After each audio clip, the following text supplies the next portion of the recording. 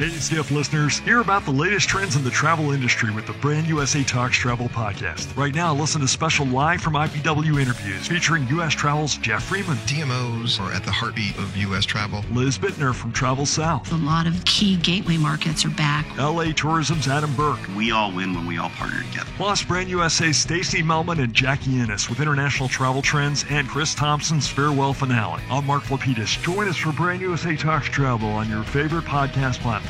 Brand USA Talks Travel.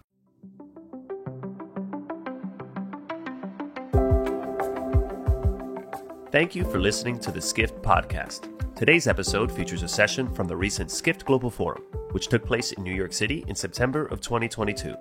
To learn more or join us at the next Skift event, visit live.skift.com. Enjoy the conversation.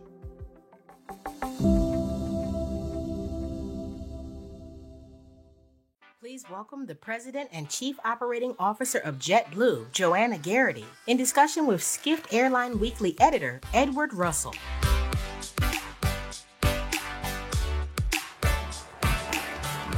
All right, there we go. Excellent. Well, welcome everybody. I'm Edward Russell, the editor of Airline Weekly, Skift's daily airline news site and in-depth analysis every week. I'm joined today by Joanna Garrity, President and Chief Operating Officer of JetBlue since 2018. Joanna, welcome. Thank you. Excellent. So this panel, we're talking about JetBlue balancing growth and other opportunities, and I wanted to start out with a little bit of growth. JetBlue launches new service between Boston and London Heathrow today, which is pretty exciting. It's been a long time coming. Tell us a little bit about that. How's it going? Yeah, it's great. So we launched service to London last year around this time from JFK. So we operate one daily JFK Heathrow, one daily JFK Gatwick. We launched Boston Gatwick earlier this summer, and today we launched Boston Heathrow, which obviously with the Queen's passing, it's a much more muted celebration, but very excited about our entry into London, our flying across the pond. So far, it has been fantastic.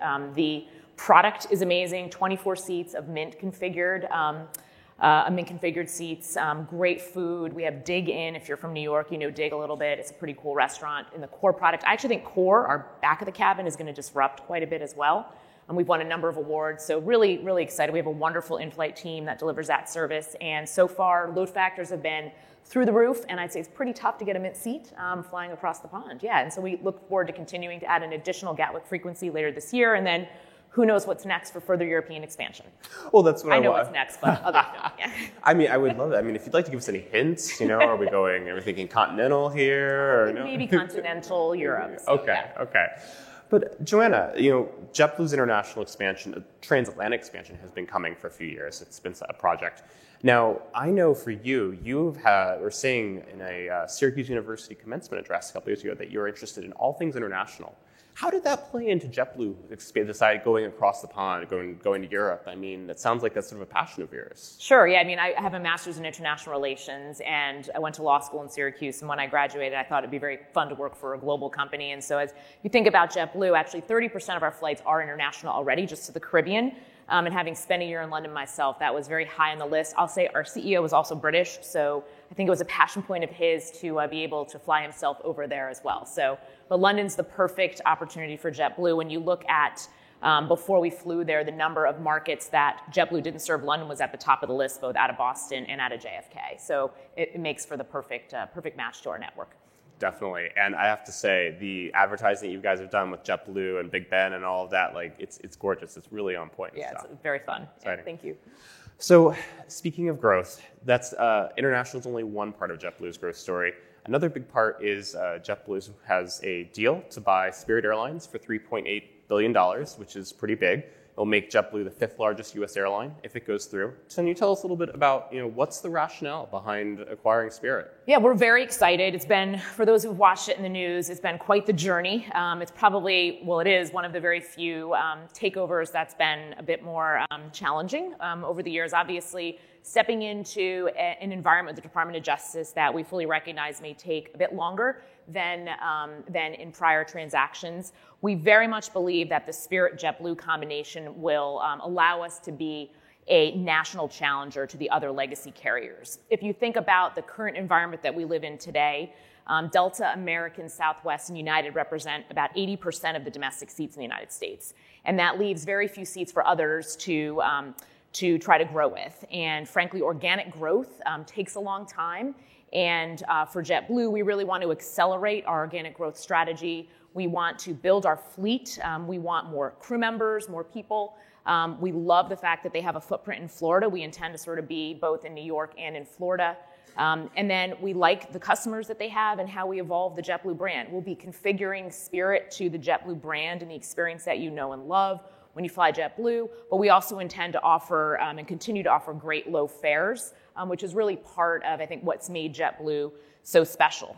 It's very challenging in an environment where you are dominated by 4 legacy carriers to affect competitive change. And JetBlue has done that since our inception, and we want to do more of that. We want to bring more low fares, a great product, a great service. You shouldn't have to choose between both. You can have a great product and a low fare, and that's what we're going to do with Spirit. Excellent. Well, it's funny you talk about challenging, because this is the first real airline bidding war that I've ever gotten the chance to follow. I wrote about the American-US Airways merger back in 2013, and that was almost dull comparatively how this went down. But excellent. So you mentioned the brand. I mean, that's one thing. Skift is big about branding, and I have to ask, Spirit is an airline that a lot of people love to hate. It's not has the best brand. How do you buy an airline like Spirit without diluting the JetBlue brand, which is better. It's better, frankly. Yeah, it's a great question. I mean, with any transaction, it's going to take some time to take Spirit and bring it into the JetBlue experience, the JetBlue brand, the JetBlue product. So there'll be an evolution over a few years. But at the end of the day, Spirit has some great team members, and Spirit does what Spirit does very well. They know who they are, and they lean into that. We intend to take sort of that excitement that they have and evolve it to the JetBlue brand. We have a basic economy product that we think will play well for that more price-sensitive customer. And then we also have our Even More Space product and our Mint product that we think, a lot of Spirit customers, if they were given the opportunity, would look to sort of upgrade to those parts of the cabin. And so at the end of the day, it becomes JetBlue, the product offering, the brand, but we intend to continue to do what we do best, which is disrupt the industry. If you think about 1999, 2000, when JetBlue was founded, there were no TVs on planes. Leather seats were something that people had never thought to put into an economy class product. We've disrupted for years. Our Mint product, before we launched Mint to the West Coast, there were very few lie-flat seats. Now you stumble over lie-flat seats to the West Coast. And so we're going to continue to do that. We're going to disrupt, but we do think you can balance low fares and great service. It's going to take a little time to get there, but I am so excited. And we've met a number of wonderful Spirit team members and look forward to bringing them into the JetBlue family. And we know they're excited as well, particularly their frontline. Excellent. I mean, it's good to hear, and you're right. It will take some time. Every airline merger does, but for sure. I love how you talk about the excitement and the screens. I flew on JetBlue first time in 2001, I believe, with the screens, and I was really excited because I don't know if you guys remember, it was big, no drop down in the front of the cabin. I could decide what I watched, but now I've got a kid who similarly very much likes the screens and playing with them and stuff. Yeah. Great. So, of course, one big question with the merger is going to be antitrust approval. I have to ask, there's the Northeast Alliance with American, and then there's the merger. What happens if the Department of Justice says one or the other? What do you guys do? Yeah, we think you can do both. The Northeast Alliance, which is our partnership with American Airlines, we've introduced 50 more destinations. We're currently flying over 257 routes out of New York. We are growing New York. We are growing Boston. We are trying to become a really viable competitor jointly with American against the Deltas and the Uniteds in the Northeast. And that is completely separate from the Spirit transaction, which really involves the rest of the country. If you live in New York, you recognize it's quite congested. There's lots of ATC delays.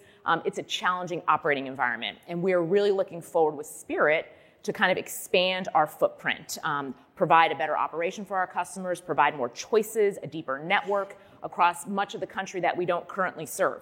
One of the top questions we get asked is, what about the Midwest? Why doesn't JetBlue fly there in a meaningful way? What about some of these states? We just fly right over them. Spirit's going to allow us to fly to many of those locations, which I think is exciting. And then American allows us to continue to really make sure that we have a solid presence in the Northeast, and we continue to be a strong competitor to the other legacy carriers there. So we view them as entirely complementary. We clearly like spending time with the DOJ because we have a DOJ trial with American next week, and then we've got our process with the DOJ that will follow with our Spirit transaction. But we're confident once the Department of Justice understands how these two work together and how the environment that we live in right now, where you have 80% of the market consists of 4 large carriers, JetBlue just wants to compete. We want to bring more low fares, more great product, more great service to the United States. And sometimes you got to do that in an organic way when the playing field is set up the way it is.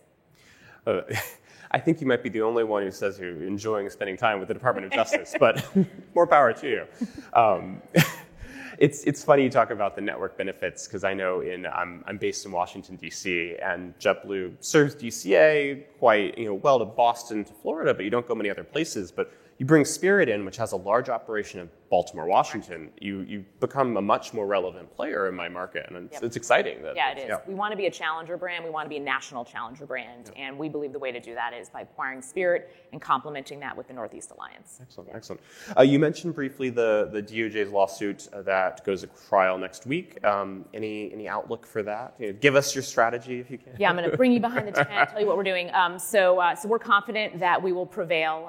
Again, this is about the JetBlue effect. It's about bringing more low fares, a great product and service. If you look at everything that we've done since our inception, whether it's introducing ourselves into congested and legacy-dominated hubs, whether it's introducing Mint, whether it's really bringing a great service to economy class customers, we want to continue to disrupt.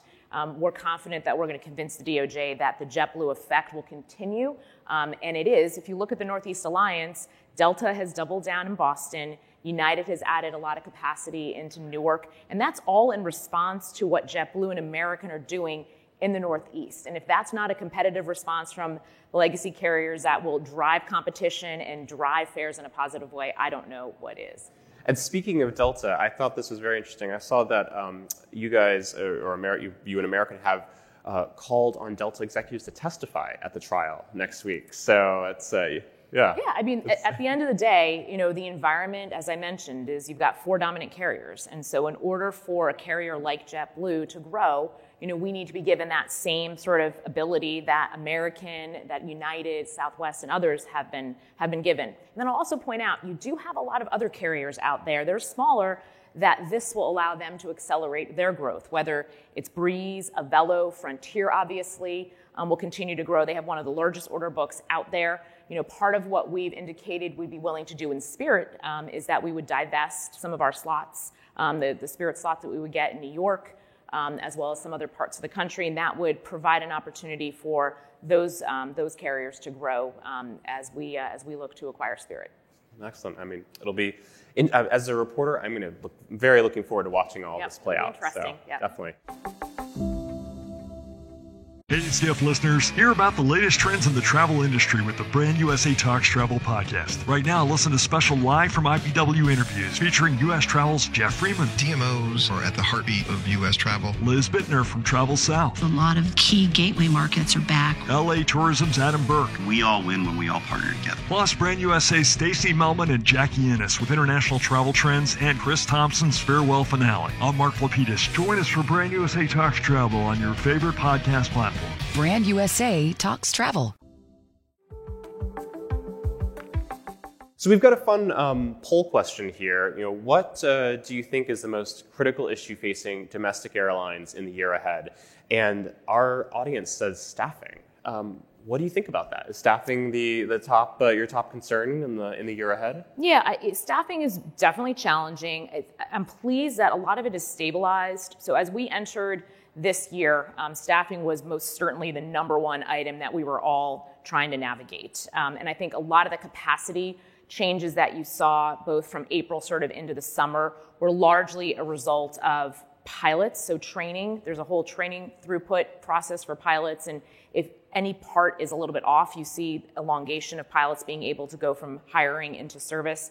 Obviously, our ground staff, whether it's our baggage handlers or our airport operations team above the wing, that's challenging. But we've stabilized much of that. So all of those core processes, whether it's the recruiters, background checks, training, that's all working very well. So we feel in a much, much better way. I do think we have some acute challenges in the Northeast. Boston, it's a smaller talent market. So if you look at some of the challenges on the ramp in Boston, that's something we're watching closely. I'd say on the staffing front, wage rates are also quite concerning. I mean, everything is sort of getting more expensive. And so we want to make sure our crew members feel engaged to work at JetBlue and are appropriately paid. So staffing is definitely a challenge, but stabilizing. Right.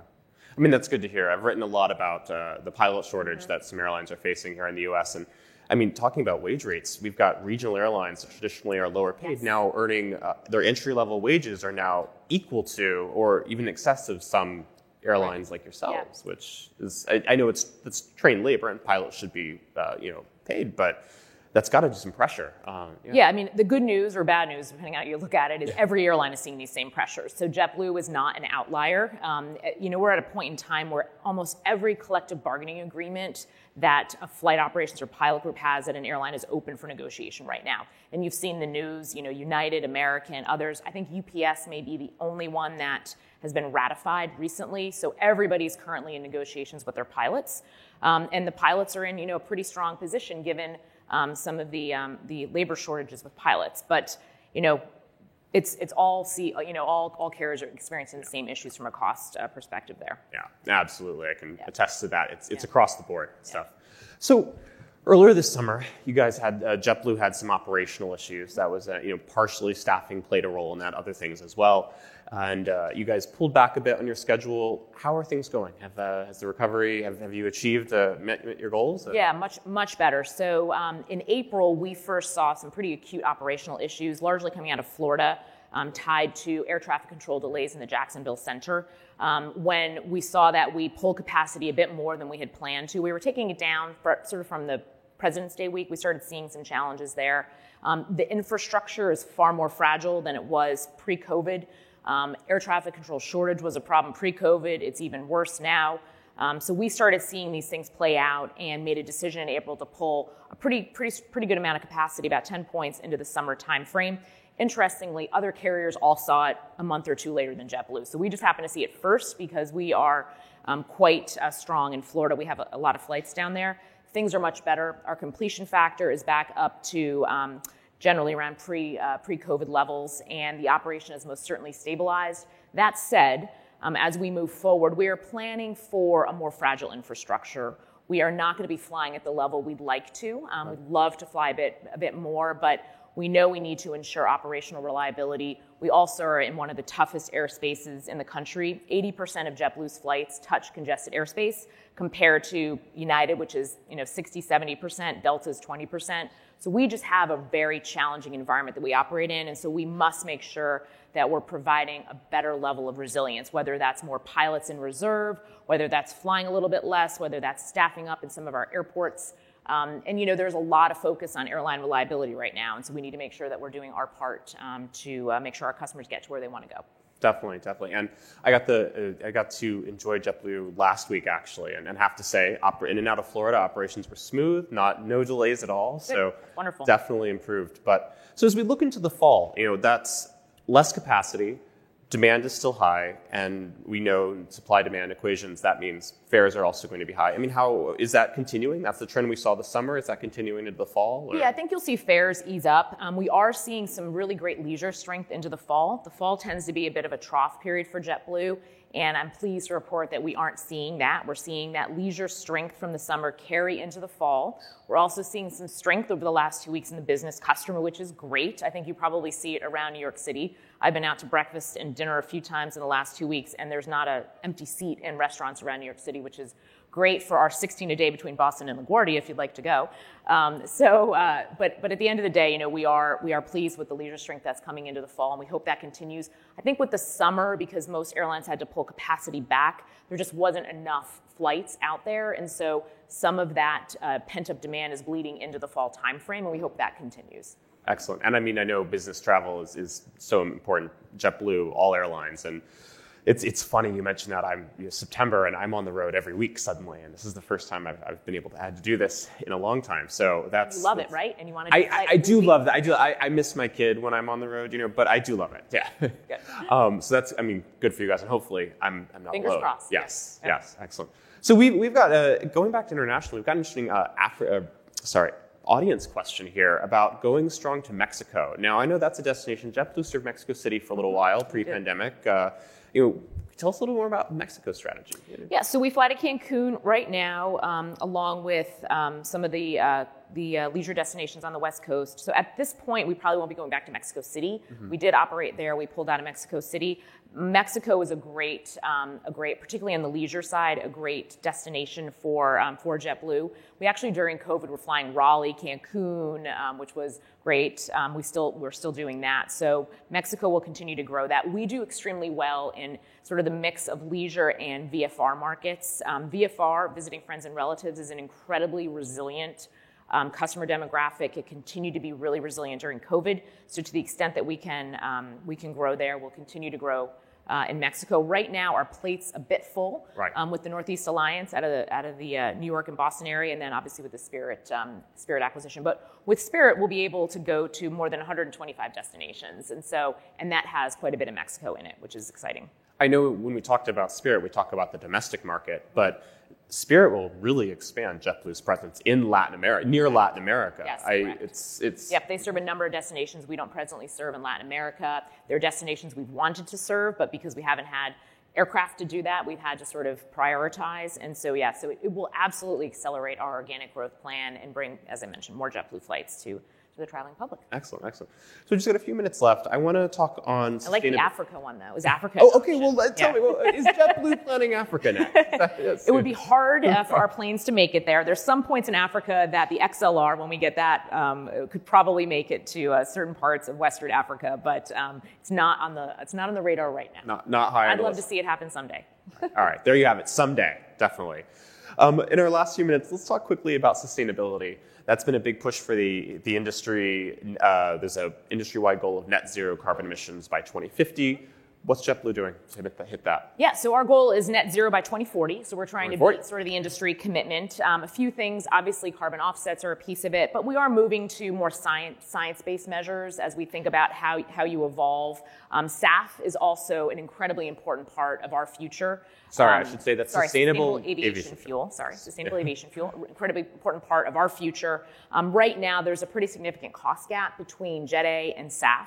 And so we actually have a program, which I think is quite creative with our corporate clients, so that they can address some of their Scope 3 emissions, where you can buy SAF certificates from JetBlue, and that helps bridge the cost of SAF from Jet A to that incremental cost, enabling us to buy even more SAF, which I think is a pretty creative approach. But we've led, frankly, the industry in our sustainability efforts. We've invested in hydrogen technology, eVTOL. We continue to look for new ways to offset the carbon footprint. Some of those technologies are a bit farther off. The solve is really going to be a mixture of carbon offsets and SAF. We do need help, though, from states and the federal government to really start to help encourage further SAF supply, because right now it is supply constrained. Are you happy with the incentives in the Inflation Reduction Act? We are very happy with that, yes. And we would like to see that continue, and we'd like to see that expand. Right. Yeah.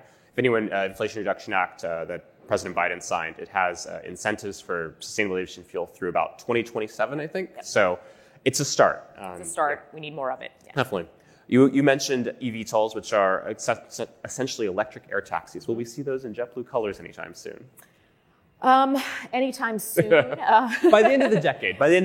Possibly. So we're a partner with Joby. We're an investor in Joby, which makes eVTOLs. They currently have a prototype working through FAA certification. I'm hopeful that we will see it, but some of these technologies, they're a little ways away.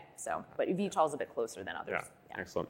So we'll be focusing on sustainable aviation fuel in the meantime. Yes, anyway, Joanna, thank you so much for joining us. It's a pleasure, and thank you for our audience. Great, thank you. Thanks for flying JetBlue.